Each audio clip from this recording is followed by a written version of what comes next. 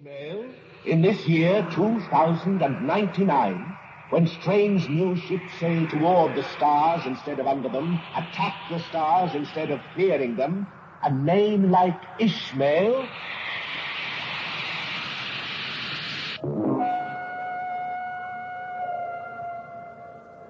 Yes, my parents flew with the first brave ones to Mars. Turned less than brave, gone sick for Earth, they went back home. Conceived in that journey, I was born in space. A child so birthed in desolations, homeless between yestermorrow and noon's midnight, must have a proper name. My father knew his Bible and recalled another outcast who wandered dead seas long years before Christ.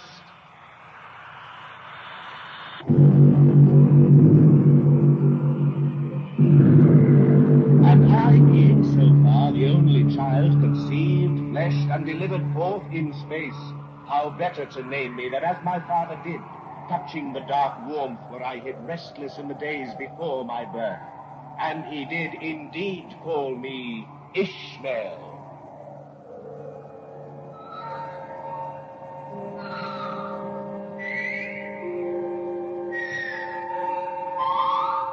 As did my friends, who seeing the stars rise and the deep space in my eyes as we flew kites or sailed our homespun gliders, confessed themselves glad I had been named Wanderer, an aspirant of aerial devotions whose destiny would find him out.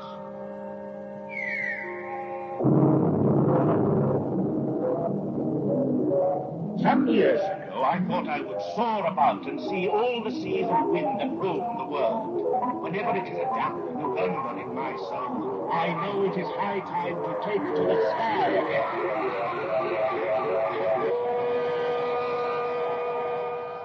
There is a magic in air that pulls all men, and man so drawn floats up with eagle, hawk, firewind, or whispering balloon to test the cloudless winds that circle sweet seas of grass and salt seas of brine, until at last he faces on that greater sea of space with its billionfold of stars.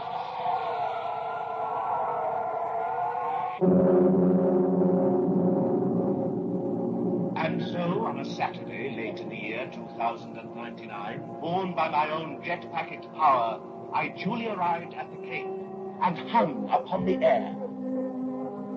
A fledgling bird among yet greater birds of fire and steel, and felt the floodgates of the vast and waiting universe swing open in my soul.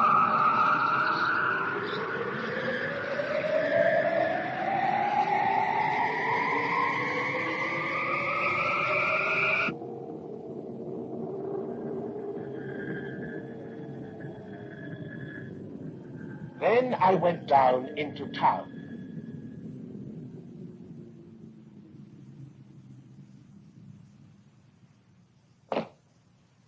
I discarded my wings and traveled now by moving sidewalk.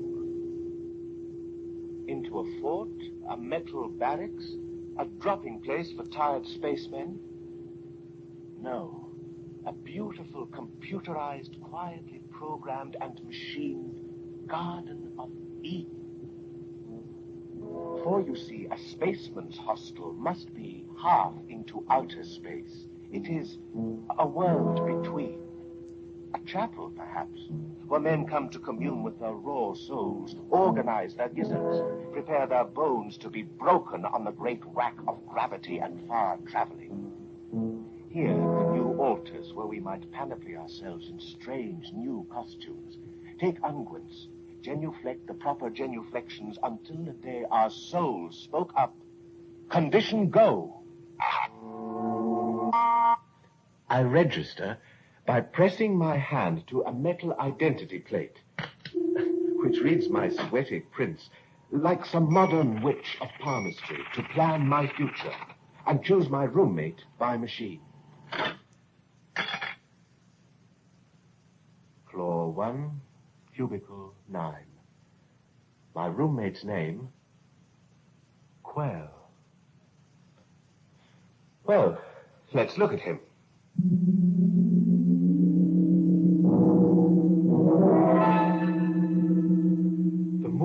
floor glides me past robot museums, where other spacemen, like myself, sit with mechanical Platos and Socrates under a Mediterranean sun. They do not know me, or they will not. In 100 fantastic new-style schoolrooms, electric oracles of Delphi, robot men, complex as beehives, honeycombed with knowledge, wise as the names they bear. Schweitzer, Huxley, Aristotle run secret tapes in their oil machinery heads and speak forth truths to listening fools who would be wise. But here's my room. There's my thumbprint on the scanning lock. I hope my roommate is not a huge spider. I do try to like spiders, but... There. The door open. Shut. I am in my room. And there, on the far side, in bed, in the dark, lies a shape hidden. A stranger, the size, shape, color, I can't see. I'm trembling. Perhaps I fear it might be a spider. What? No spider. No. Put on the light. Huh? Well?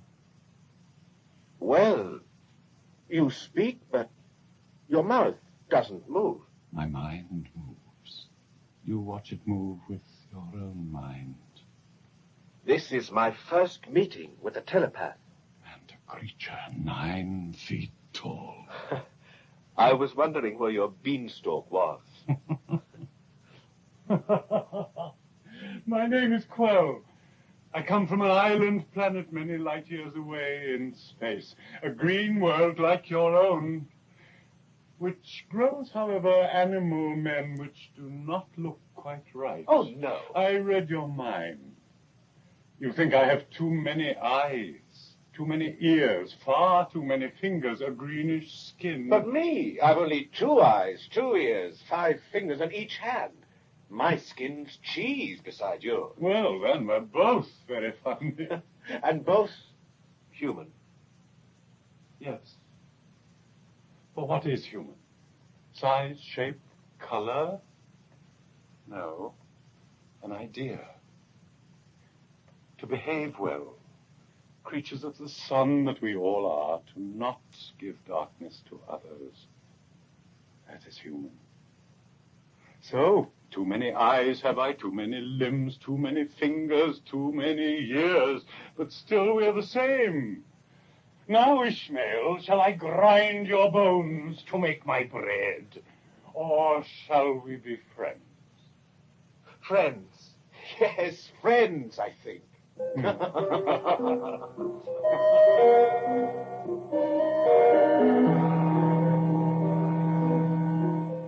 And friends we were. 2 terrible and fine, ugly and beautiful children of nature. For what is nature? Why, God surprised.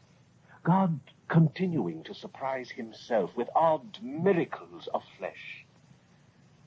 And there was nothing odder or more miraculous than Ishmael and Quell from the far islands of the great Andromeda Nebula. We lived together, studied together, and, at last, went off to find our rocket together. A great kite and a small. We flew like autumn leaves above the Florida Cape. And from a distance watched the rockets fall up to drown in summer lakes of space. The scars of their traveling soon healed by wind. And below, in their towering gantries, stood the other ships that sailed for stars. Gemini 97, Star Trek 3. Which will it be, Quell? Choose. The computers have already chosen for us. Quell, pretend. Make believe the machines don't run us. How young you are. There then, choose. Jupiter 10, Apollo 88. Hold on. There. Cetus 7. Cetus 7. Do we fly to see her? We fly.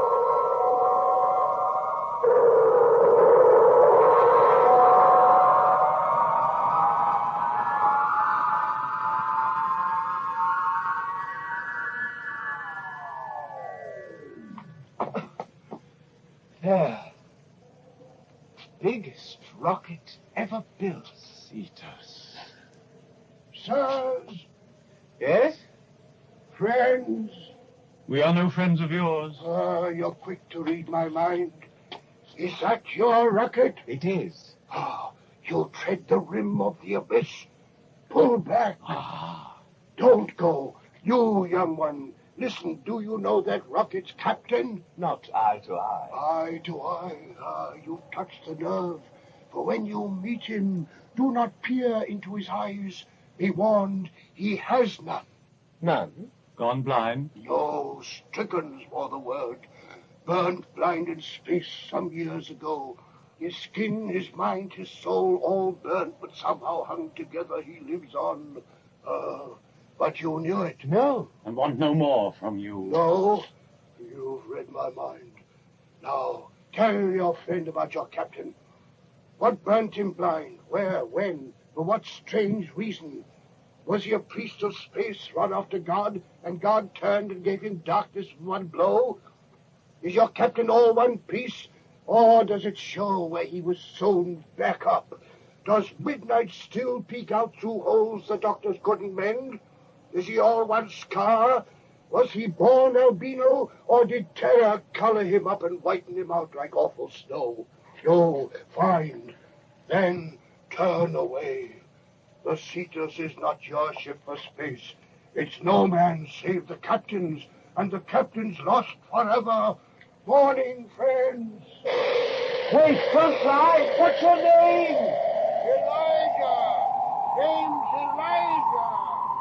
Morning, dear friends. Morning.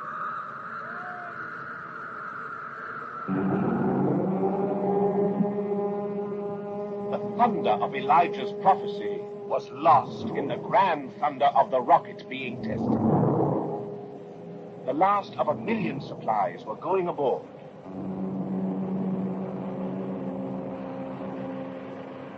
Oh, the logistics of the rocket. Computerized the decisions, going on 1 billion for each trip. The nursing bottles full of super homogenized gunk for suckling men. Botanical gardens. Rare, small, compacted jungles which inspire bad, suspire good, oxygenated airs. Capsuled ocean seas which grow algae for atmospheres and salads.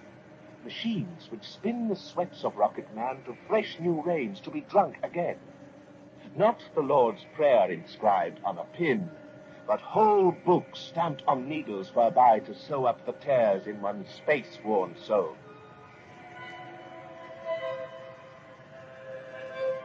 Strange machines, stranger men. The half our crew were accidents of nature in a baroque humor. That is to say, midgets and dwarves. We were babes, to be cradled in the lap of space. Half size, but cheap at half the price, for each pound of rocket man is worth thousands of dollars in oxygen, fuel, food, water, living room. So much of our ship was toy cabins, with toy people squirrel caged in them. Years back, dwarves, midgets like us, had short lifespans and poor health. But now they have put our chromosomes in a vice and compressed us down a healthy, cookie-cutout genius. A gargoyle lost from the front porch of Notre Dame, and we small boys, age 30, fresh from the womb that has diminished his cells, journey with your giant 6-foot men and make space our incredible toy chess. So the final burgeoning of the Cetus 7 was with titans and bright child men toddling in their shade.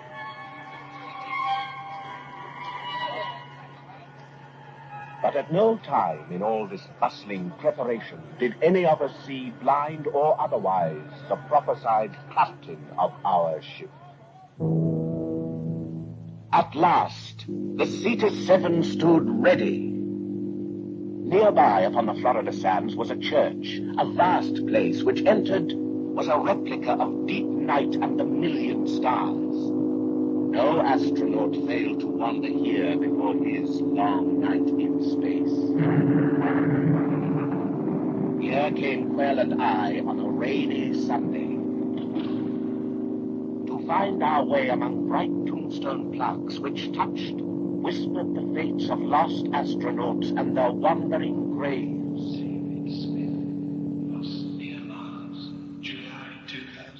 Traveling graves, yes.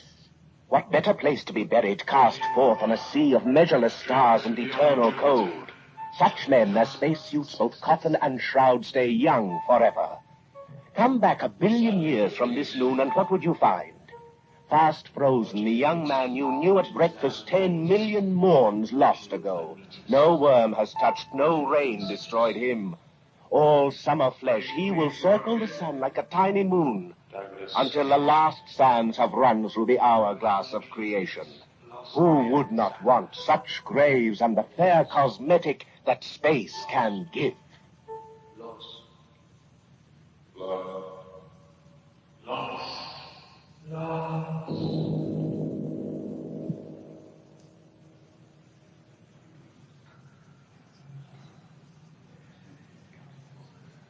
In the pulpit, at the center of the spaceman's chapel, stood a man who had died 100 years ago.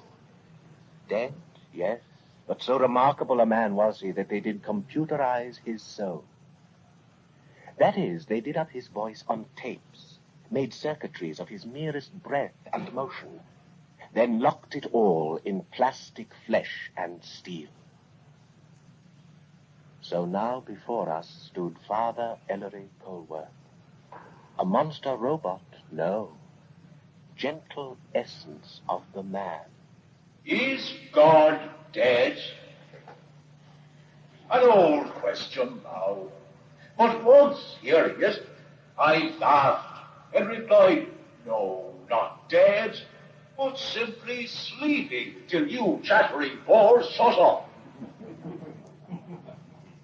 A better answer is, are you dead? Does the blood move in your hand? Does your hand move to touch metal? Does that metal move to touch space? Do wild thoughts of travel and migration move behind your flesh? They do.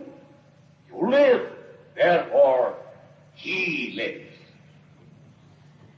You are the thin skin of life upon an unsensing earth. You are that growing edge of God which manifests itself in hungers for space. So much of God lies vibrantly asleep. The very stuffs of worlds and galaxies, they know not themselves. God reaches for the stars. You are his hand.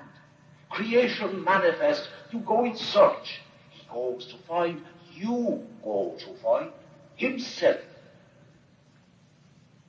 Everything you find along the way, therefore, it will be holy.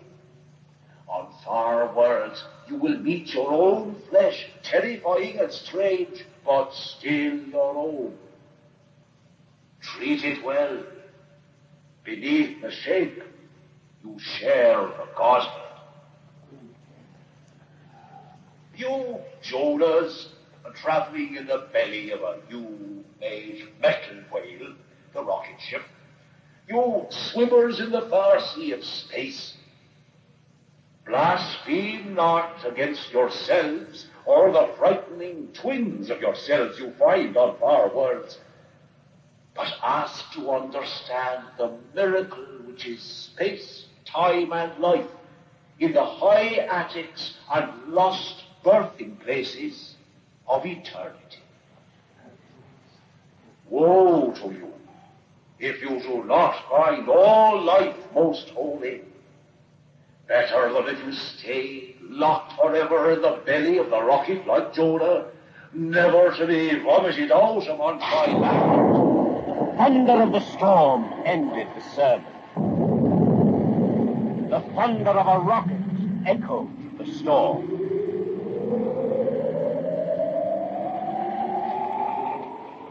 And suddenly it was the night before our fall into deep space. In our room, Quell and I lay sleepless, watching the diminishing rain on the great sky windows, listening to the voice clock announce the hour. Tick, tock, 2 o'clock. Tick, tock, 2 o'clock. Tick, tock, tick, Quell, tock, tick. awake? Part. The rest of me sleeps well. How do you do that? It cannot be taught. Next time you are born, we will arrange it. That part of you that's awake. What are you thinking? Of our journey. Of that man who warned us. Elijah, did you believe him? That the captain is blind? Yes. That he is mad? We must discover that. Well, by that time, mightn't it be too late? Well? What? All asleep now. All right, friend. Lie there. Your body the strange color of a world I'll never see. Your skin tattooed over with signs from the Horsehead Nebula, the Coal Sack Orion, bleached by white suns, burnt by red sun. Cold blood, but warm heart. Your mouth silent, but your mind, even in sleep, breathing French. Quell, thank God for you in the days ahead.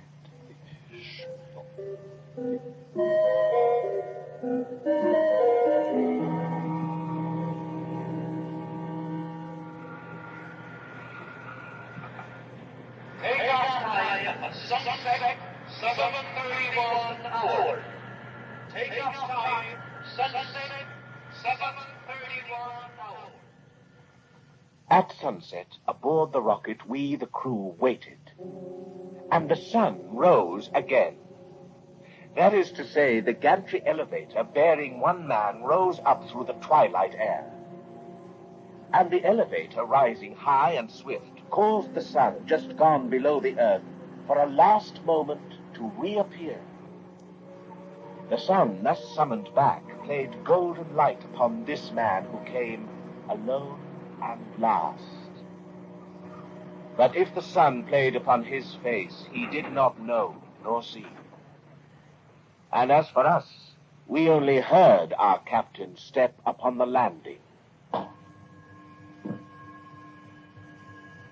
That's him, the captain. He's going direct to his quarters. Why? He sounds like a robot. No, idiot. The radar screen, all miniaturized, it carries in a mask across his eyes. Blind, but not blind. A sweep machine, that. Board. All on board. Prepare for checkout and countdown.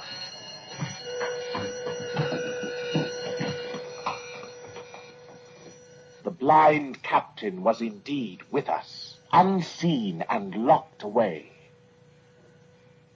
We lay like spiders in our shock absorber webs, waiting for the fire wind to seize and throw us at the sky. And seize and throw it did.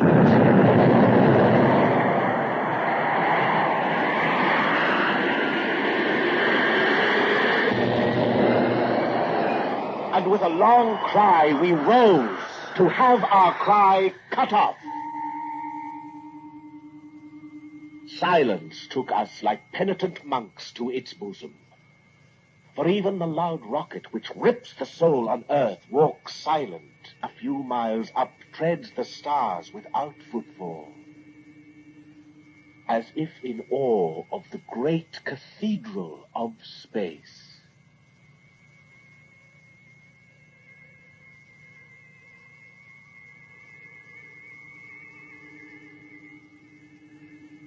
Ship's log, Cetus 7, August 2nd, 2099. Out of sight of land. How strange to put it this way, yet true. Out of sight of the blessed land, which means all earth and those we hold dear upon it. All faces, houses, trees, streets, towns, cities, meadows, ocean, seas. Gone. All longitudes, latitudes, meridians, and hours, all nights and days, all time. Yes, time too. Gone. No sunrise, no sunset, no sound, no wind. How lonely. Quell, will we make it back? See Earth again? Friend, I read minds, not futures. Space is large. They say it curves. Perhaps our end is in our beginning. Point SWAT report on the double.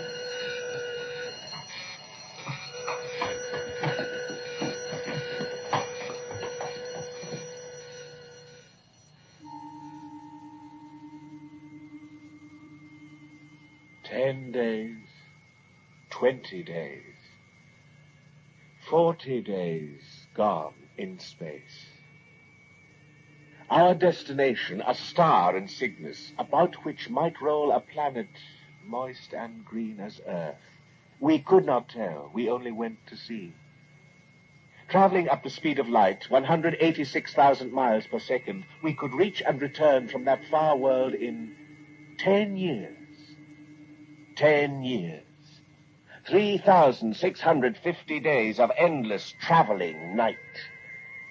And only work could save us from the boredom that slowly slides into moron insanity. Work in the chemistry lab. Work in the compacted jungle swamp which cycled our carbon dioxide and gave us fresh oxygen and green salads for lunch. Work at repairing the ship's skin when rare meteors hit. Meteor strike. On a double. Facility pass. Grab your spaces. Take cover. Work which meant in seconds we must slap the great adhesive patch fast, so our air did not rush out and leave us swiftly dead. Work, work, work. And through all the days, our captain stayed unseen within his quarters. His orders came as if delivered from a far place. But sometimes, at 3 in the deep morning, standing watch, I heard the captain pass in the elevator vent like a long-drawn whispering and sigh. Or heard him take the airlock door outside alone, there to stand sentinel to all space, to walk with magnetic boots upon the sounding flesh of our ship under the stars.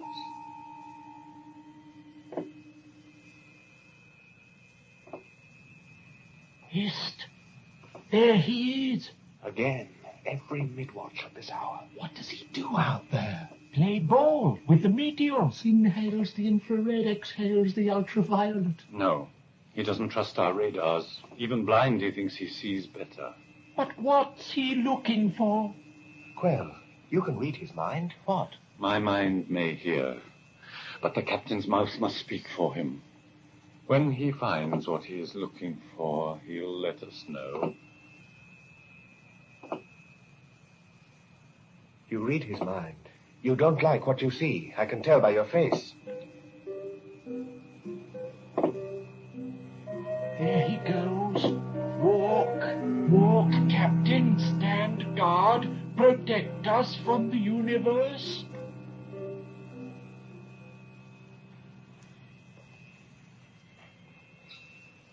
Logbook entry. 50 days out from Earth. We... Young man? Mr. Redley, sir. Don't jump, boy. Do you know the past 5 minutes you have stared at that door? Well, sir, the captain's there. I thought 50 days. Well, isn't that a long while for him to stay shut in? How long is short to him, boy? Such loneliness would drive me mad. Yes, well, there are some who savor madness all their days. It is the cud and titbit of their life. They would not know what to do with themselves if they could not nibble round the thin grey circumference of their skull, peeking and gaping from all the sockets, wondering at the cracks, assaying the guilt, rendering out the wonder. Yes, but does he ever eat? His soul is marrow enough. Let him feed, boy. I have this urge to knock upon his door. Give it a try. No, bang it. There. Does he never answer, then? If he knew God were out there, he might stroll out for a chat. But you or me, boy, do your chores. Do your chores.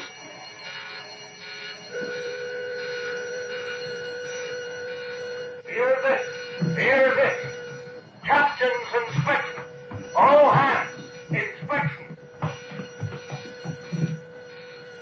He's coming out. The captain! Don't stand there, idiot. Line up.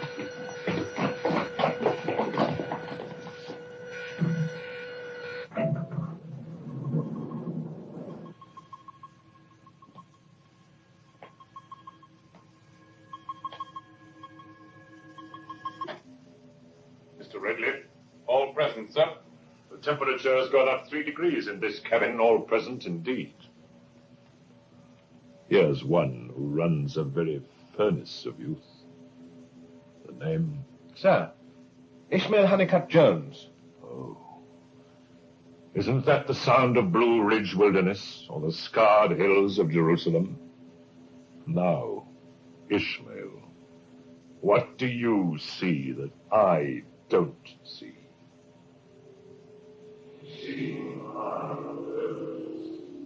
I saw a man tall in stature and tall in years.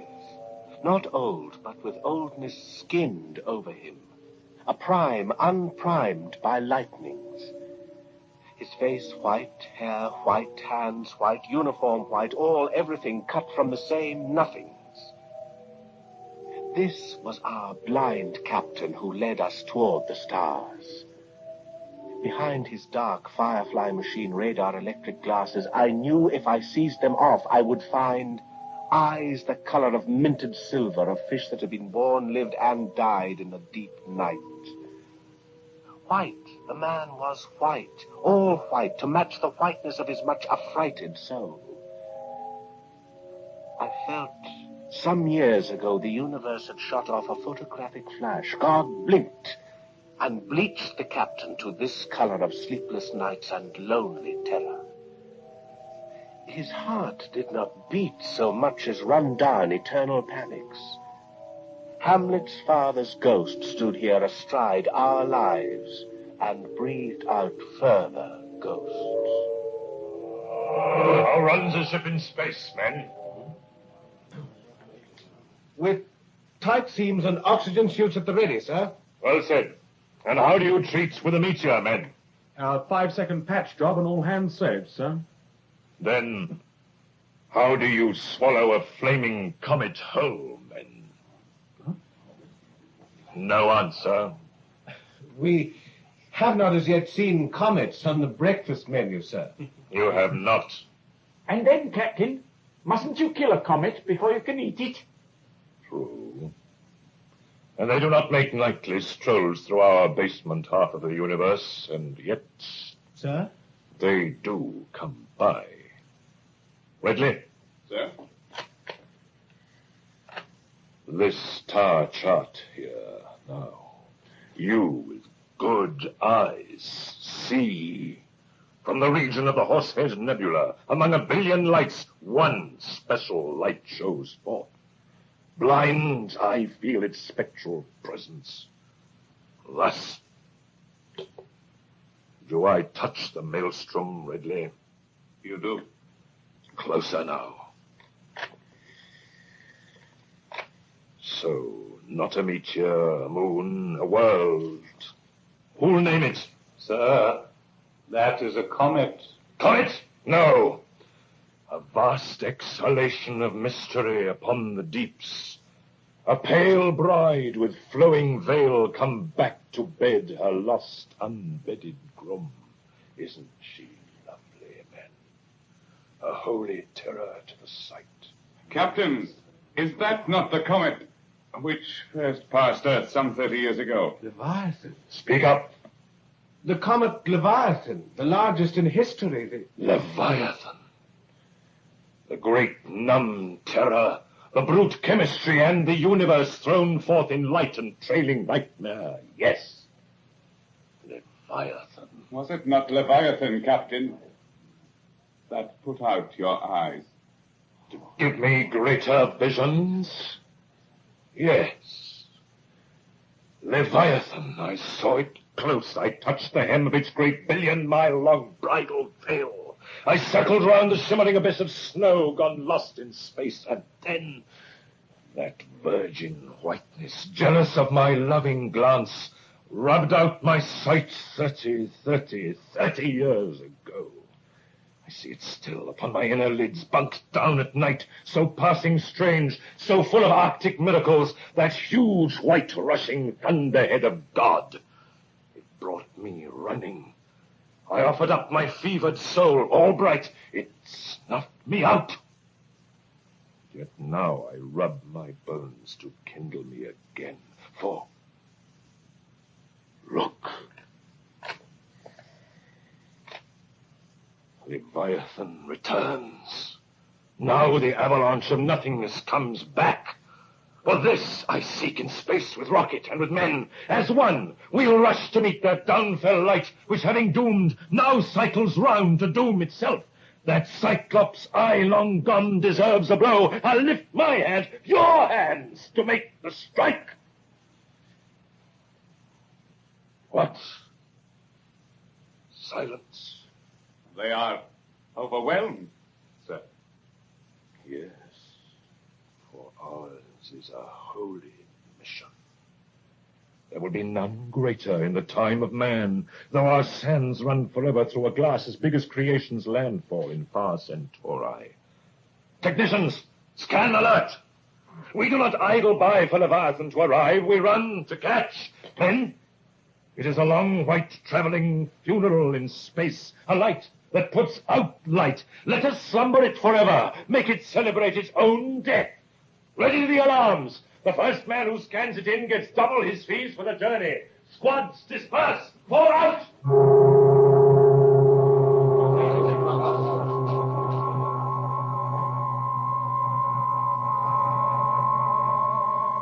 Tick-tock. 3 o'clock. Tick-tock. Tick-tock. Tick. Well, now. Is that all you've got to say? Well, it's not every year a dwarf like me can hit a giant like Leviathan. You sound like him. If it's on our way, what's wrong with sight-glancing a comet 2 falls out of 3? You don't even know what a comet is. Ishmael, what did you find in the microfilms? Same old guff. Photographs of photographs. Interstellar material. Vapors. Meteoroids. So few comets have passed near Earth since we first moved into space in the 1960s. The junkyards would best describe them. Chunks of old solar systems broken off. Accidents of huge nature on the prowl. Well, in the stories of my people, such comets are known as pilgrim visitors, far-traveling specters, the haunter of the feast, a collision of bright dreams which fuse to nightmare. You see, our history is as full of romantic nonsense as yours. Well, then, the captain has his reasons for finding the comet, and we have ours. We're curious. Curious? Yes. And afraid.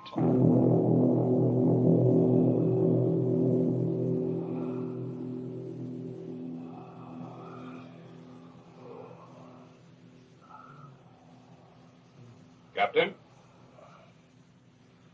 Oh, no. I say. Wait. Captain? What? Oh. Ridley. I do not sleep, I die. Lord, I dreamt I was falling down space forever, falling. Do you dream, Ridley? No, sir. Oh, fortunate man. Well? Ship's log to be signed, sir. I have a fine nose, Ridley. You've no heart for this chase. If by chase you mean our proper business, charting stars, exploring worlds... No. Here. What do you know of the passage of dark planets and bright comets, mister? I think you must teach me, sir. I will. Here are 1,000 star charts, stamped, runneled, and humped. You read Braille? Run your hand here, there. Touch the paths where the lost suns go. Here, the planetary tracks. And here, upon the universal deeps, the vast long mark of Halley's comet, the comet of Aristophanes, and, who knows, that comet which may well have been the star of Bethlehem, a miracle to celebrate a miracle. Here are the maps and deep night plans for all God's circuitings and maunderings, his long thoughts. God dreams joy, green earths appear. God dreams torments, comets issue from his eyes and mouth.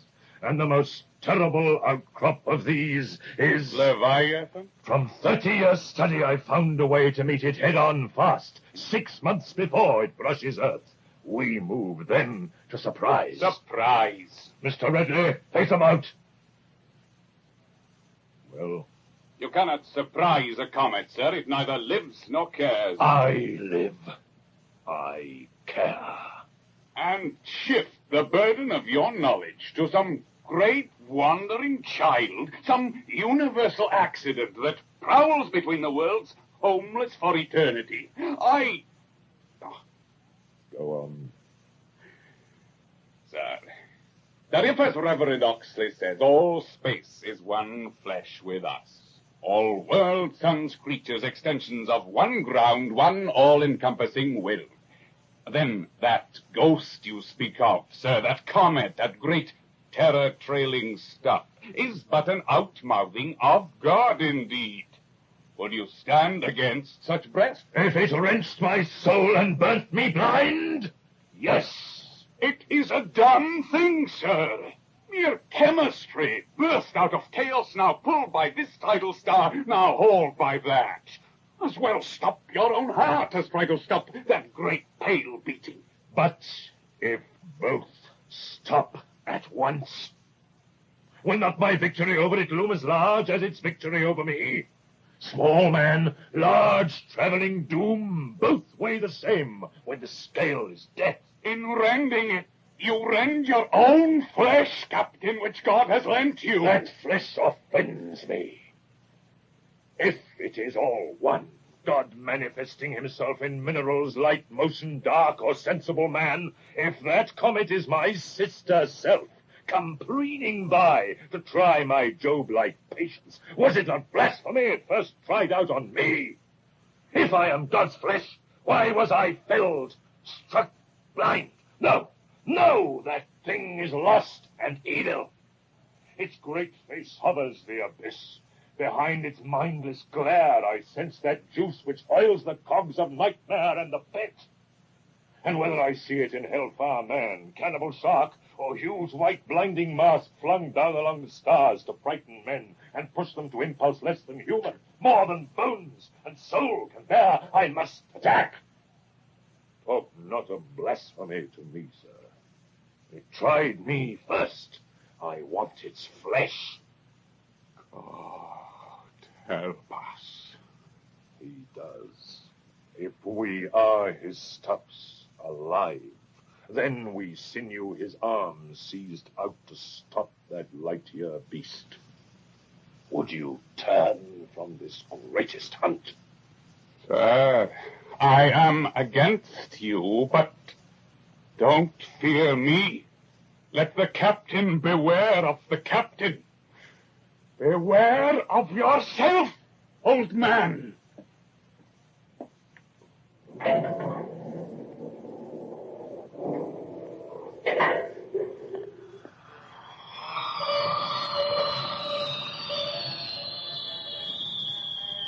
Do you know a rocket feeds itself in space?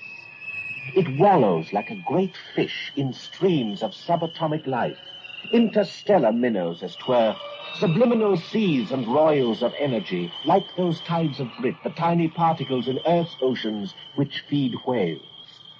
So a rocket dines on radio waves, fierce radiations, cosmic rays, and meteors. It gulps these maniac foods which shriek invisible on the groundless ground. Ever hungry, we searched for banquets of yammering sound. Queen Elizabeth, your undoubted queen, wherefore all you who are come today to do your homage and service, are you willing to do the same? And came by accident upon old wits and broadcast dreams of Earth.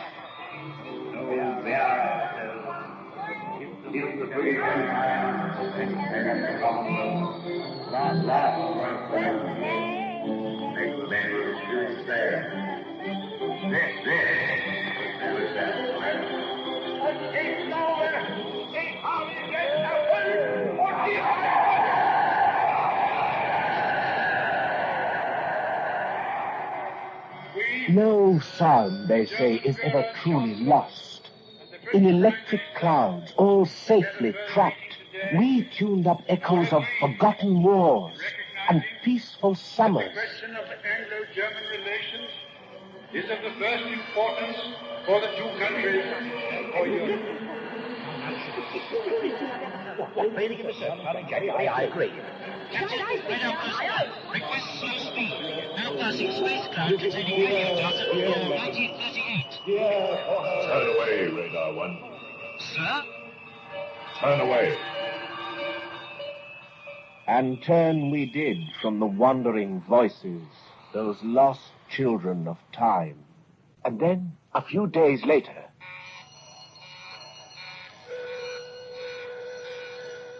Blue alert! All scanning stations! Blue alert! Blue alert, please! Blue alert!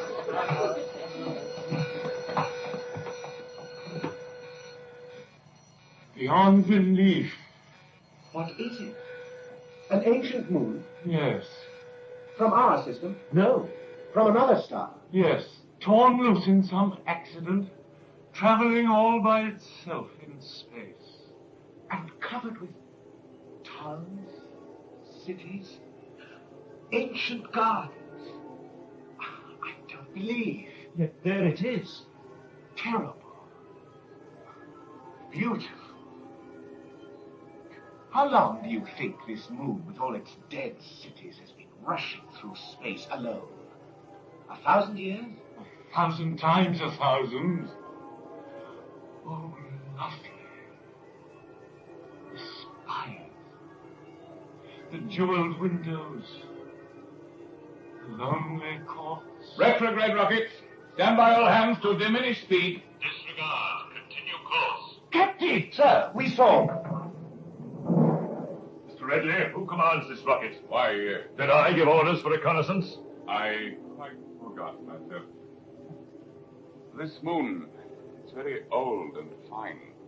Our job's to touch down on such worlds, photograph, record. Yes, I see. Lovely. Passing strange. There was a time when Our job lies elsewhere. Press on.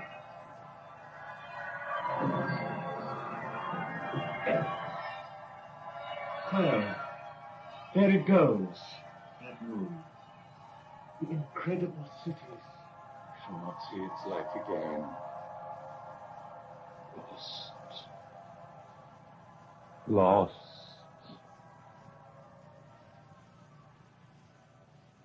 if on Earth it is a rare thing for two ships to pass each other on their trips, think what small chance there is for rockets to cross paths in the billion times greater sea of space. Yet pass they sometimes do. Lightfall 1, calling Cedar 7. Lightfall here, inbound from 12 years' travel, back from the Pyramids cluster. Shall we hang fire, Cetus? Mix cruise and drink the celebration? Yes, it's true. We shall not. Do I read you right? You read me right or wrong. Stand up. Goodbye.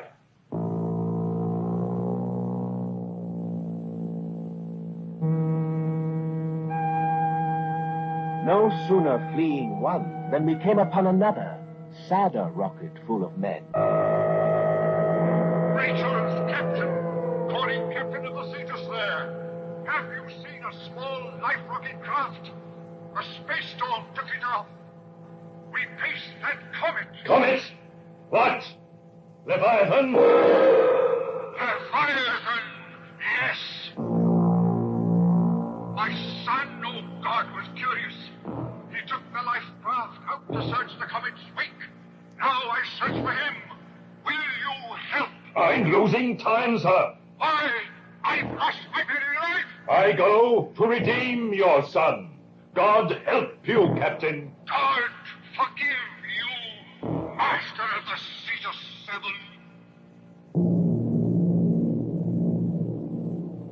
So the Rachel, mourning for its lost children, fell away. And we moved toward collision course with annihilation. Rogers, Smith, Quell, Mr. Redley, why all the secrecy? There's your reason. The captain outside again, under the stars. I'd like a stroll myself. I do not speak on strolls at odd night hours, Mr. Smith. I speak on information we let pass. Lost moons we left behind. Jobs we did not do. This comet's a job. We measure all that comes our way. Measure with man. Mr. Redley. Quell? Now what? Quell? I do read minds. Let my mind gather yours and move outside to stand watch with our captain.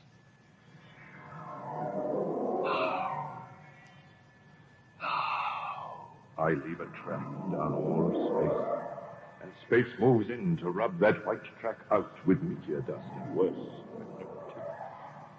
Well, let nothing do its worst. I pass. I make my mark. Mr. Redley. I protest.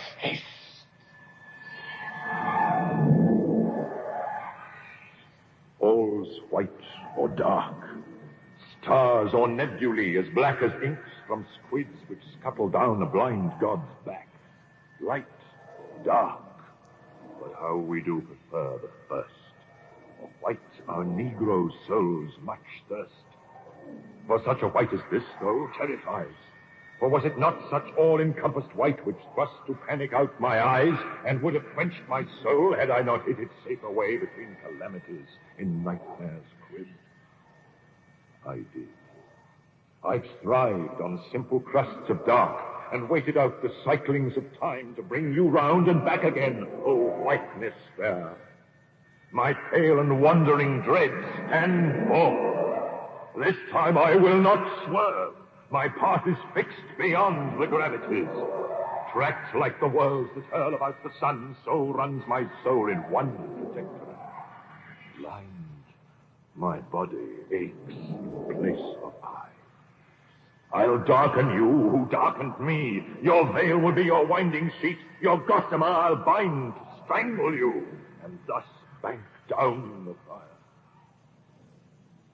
Gentlemen, unlawful, uncommon eavesdropping upon uncommon dangers. The captain breaks a higher law. Would you mutiny, sir? To save lives, yes. At ease, the captain blind sees everything you miss. As for those thoughts of his, which we just borrowed, why, how do they differ from ours, which we tell no one? All men are poets in their souls, ashamed to speak it out. Judge thoughts? No, action. And action now means juggling that fine, great fireball comet. Excuse, Mr. Redley? Excused. And damned.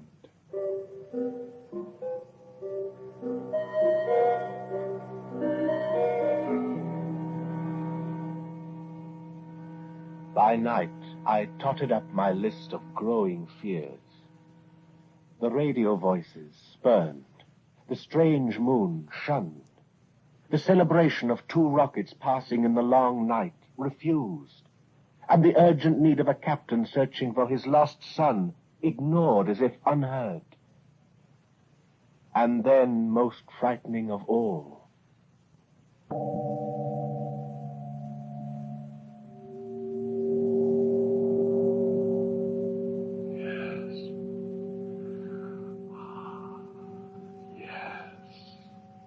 Well, what is it?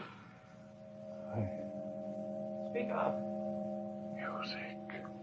Music? From where? The island worlds. My home. Your planet? Billions of miles away? Oh, Lord. My world and more. The music of my father's suffering and death. Strange. We don't expect composers on other worlds, grandfathers who write symphonies.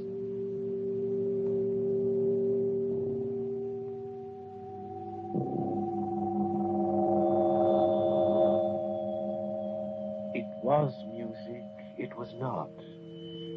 It was something I had never heard, but knew from times before my birth and guessed from times beyond my death.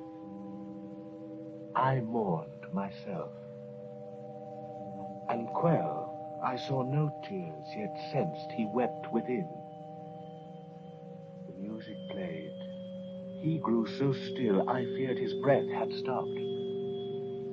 He heard his own funeral dirge rolled down the shores of space to end his life.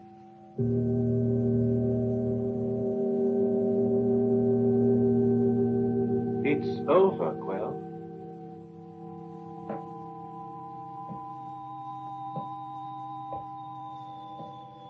He rose to find our metal worker. Sir? Cut and weld and shape me a suit of death. I'll draw it for you. So, all black.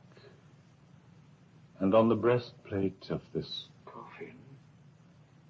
coffin, burn this sign: my family, my world. You look fine. You don't really think... I do not think. I know. Make the suit of dark metal.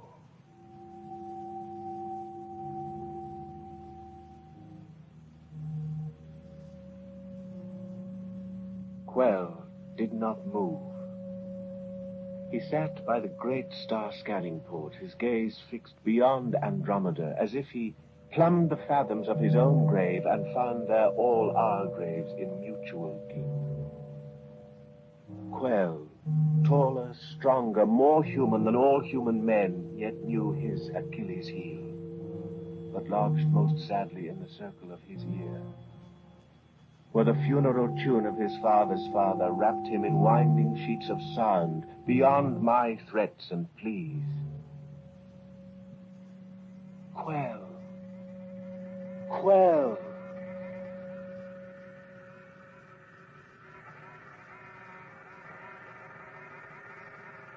Meanwhile, the metalworker cut and burnished the uniform all black, which Quell would wear in death.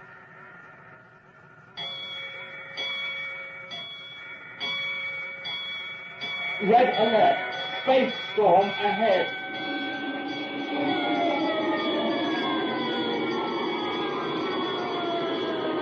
The white terror, the rushing comet, approached. But first it sent a messenger ahead to warn us off. A storm of gravities, atomic whirlwinds, cosmic explosions, and warpings of space, which wrecked our ship. Captain, permission to turn back. We'll be destroyed. We do not turn. It's testing us.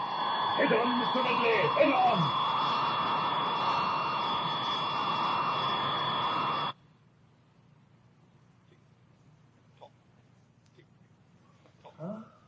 What? The storm. Captain, the comet Leviathan.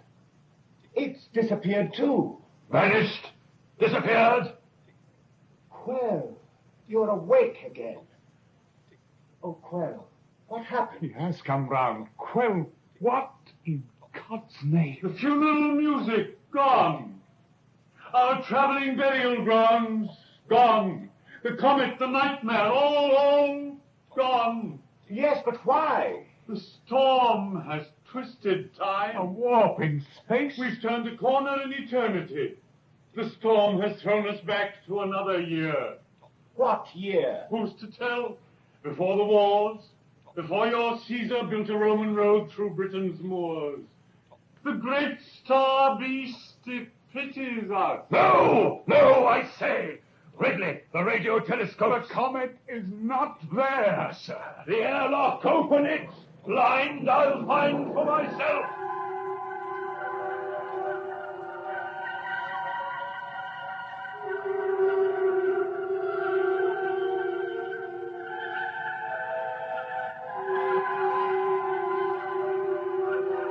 Our captain stood outside on a rocket ship becalmed in peace.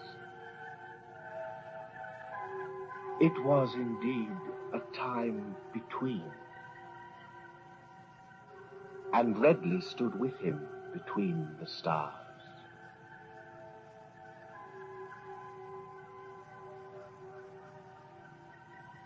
Well, what are they saying? This and this.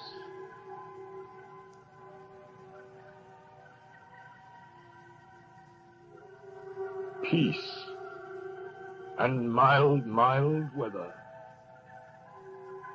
Gone. All the fury, all the burning whiteness, gone. Captain, it's given us a last chance to escape. Escape to what? To land back on Earth and be greeted by Charlemagne, to watch Caesar fall down dead in the Forum? Give me strength to pull this trigger. Mr. Redley, you lack the power to fire that gun. And if I could, how fine to land back home and go with simple cavemen in a cave. Live out a life much less a nightmare than all this. To rest a while.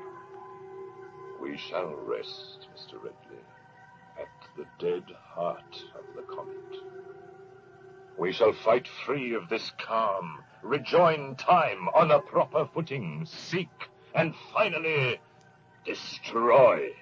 Oh, Lord, if I were sure of murdering you as you of murdering it, which will at last do murder to us all. The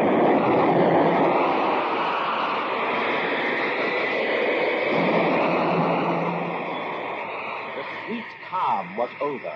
We fought the storm of time in space and freed ourselves of Roman legions on a Dartmoor wilderness, lost Waterloo, missed final chance to watch Napoleon soldiers pop the Sphinx's old Egyptian face with rifle fire, and broke free to find the comet. There. I feel it. It is there, yes.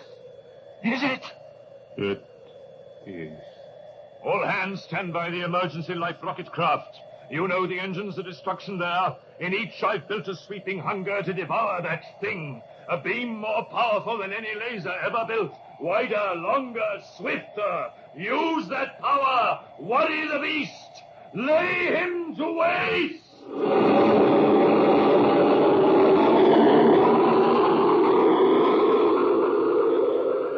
The comet approached, and it was a great white holy terror that filled up all the universe and put out every star. And Quell awakened from his trance, and every man of proper will dropped their masks and took on madness. All human flesh was gone. Red blood was all that moved our ship. The comet loomed. We ran as children run to happy games. Lifecraft 1, launch! Lifecraft 2, Launch!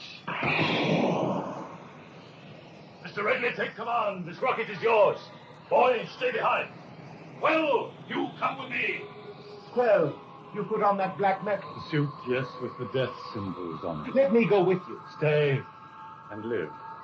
You will live, I know, to be very old. Be happy, Ishmael. Good friend. Goodbye. Oh, Quell.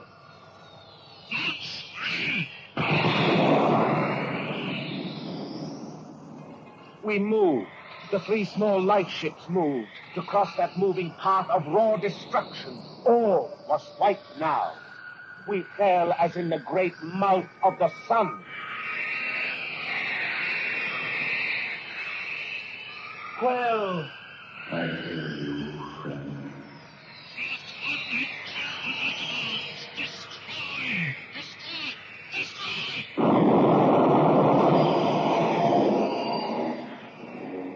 Destroy and be destroyed. Like mice who nibble at one wave of milky sea, their laser beams all shrieking, but made small by greater shrieks of light-year maddened beasts now gone insane. The comet swept them up and turned them round about in time. The first storm seemed the merest bubble burst upon the edge of greater hurricanes of interstellar night. The ships now, one by one, fell down. Plucked free of skins, their metal skeletons revealed, the men tossed out in mill-race radiation. Flashing meteors eroded, baked, swallowed, vanished in the all-encompassing light. Each man thrown to a different warp in time.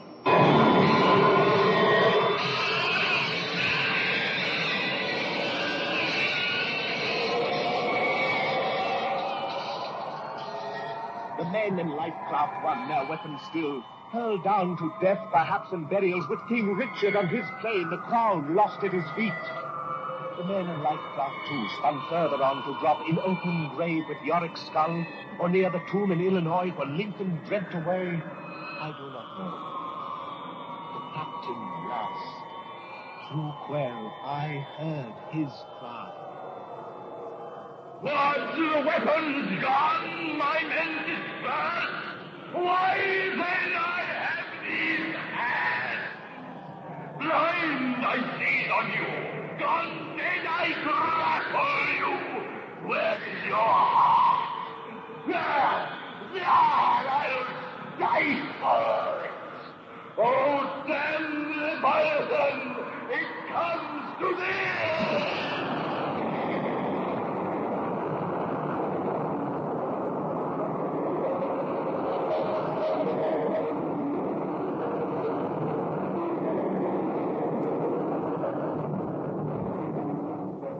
Out, I was tossed forth myself. Alone I watched as now at last the whiteness went its way. With gibbering voice off down the long black mine shaft of the universe, its bridal veil trailing despairs and woes, celebrating itself, a mindless mystery forever in motion. Vanishing. An echo. Gone. And gone all ships, men, large, small, sane, or mad, the captain with them, madness maddened.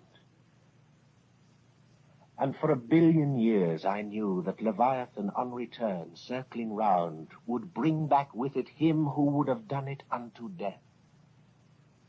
The 2 of them were one at last, the hunter and the hunted, the fearer and the feared, the flesh and the impaler of the flesh, the madness and the vaulting dream of madness, together forever through centuries yet unborn. Ships, men, and the captain of the men. An endless cortege for the spectre ghost.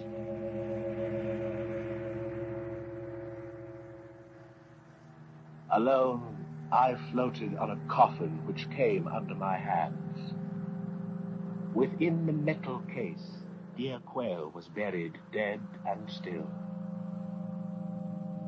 I drifted so upon this strange life raft among the stars for timeless days, until a rocket passing picked me up at last. It was the Rachel who, in her long search for her missing children, found but another orphan.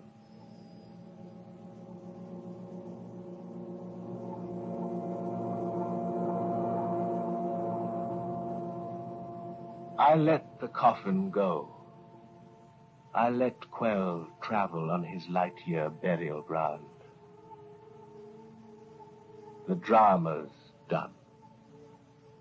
The great shroud of stars rolls over the ship, her crew, as the whiteness departs all the way.